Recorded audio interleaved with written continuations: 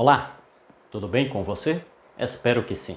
No vídeo de hoje eu vou mostrar 4 coisas que o Deus Todo-Poderoso não pode fazer.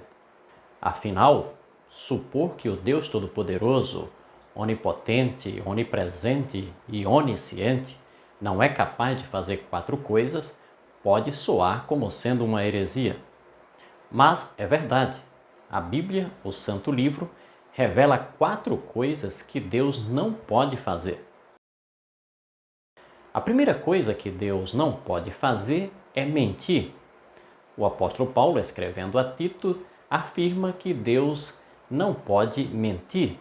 O escritor aos Hebreus vai mais além, afirma que é impossível que Deus minta. E o profeta Balaão afirma que Deus não é homem para que minta. Qual a vantagem de Deus não poder mentir? Se Deus não pode mentir, se é contra a natureza de Deus mentir, nós podemos confiar tranquilamente em suas promessas. Afinal, ele não é homem para que minta. A segunda coisa que Deus não pode fazer é mudar. O próprio Deus afirma isto. Ele diz: "Eu, o Senhor, não mudo." O apóstolo Tiago afirma que em Deus não pode existir nem sombra ou variação de mudança. O sábio Salomão afirma que tudo aquilo que Deus faz, nada se lhe pode mudar, nada se lhe pode tirar ou acrescentar. E isto Deus faz a fim de que os homens temam diante dele. Deus não muda porque Deus não tem necessidade de mudança.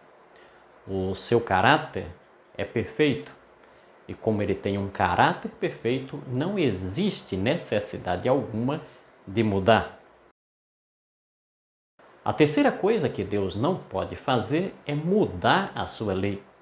Alguns chegaram a pensar nessa possibilidade, mas o próprio Jesus Cristo afastou definitivamente essa possibilidade. Ele disse: "Não penseis que vim revogar a lei ou os profetas. Não vim revogar, vim cumprir." E ele chegou até a afirmar que é mais fácil passar o céu e a terra do que um i ou um tio passar da lei. Ou seja, Deus não pode mudar a sua lei. E por que ele não pode fazer isso? A lei de Deus é uma expressão do seu caráter. Mudar a lei quer dizer que Deus mudou. E como ele não muda, a sua lei também é imutável, porque a sua lei é um reflexo do seu caráter e não pode mudar. Talvez esta foi a razão porque Tiago disse que qualquer que guarda toda a lei, mas tropeça em um só ponto, se torna culpado de todos. Em uma certa ocasião, um italiano estava viajando em um avião e ele manteve a janelinha do avião aberta.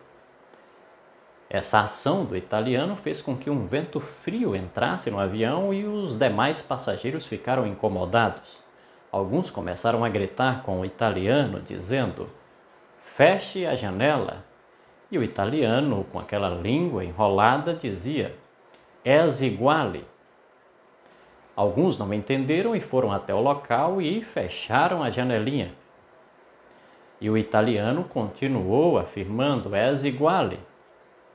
Até que alguém, ao verificar mais de perto, percebeu que era igual mesmo, porque a janelinha estava sem o vidro e, nesse caso, tanto fazia estar aberta ou fechada.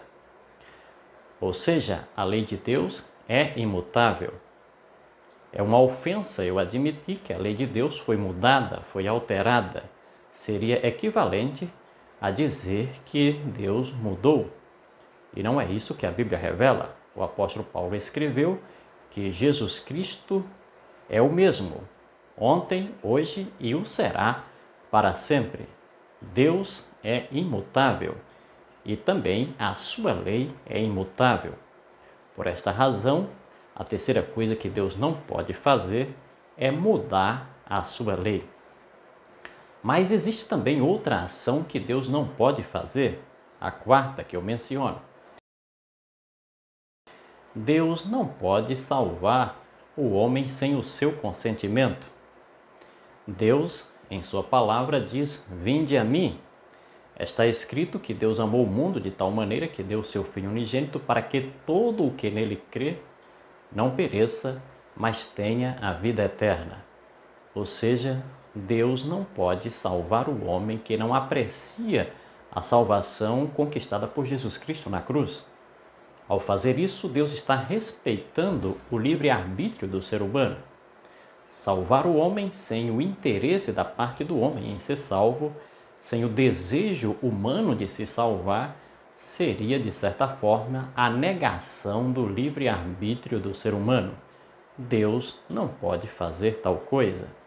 Por isso que está escrito: como escaparemos nós se negligenciarmos tão grande salvação?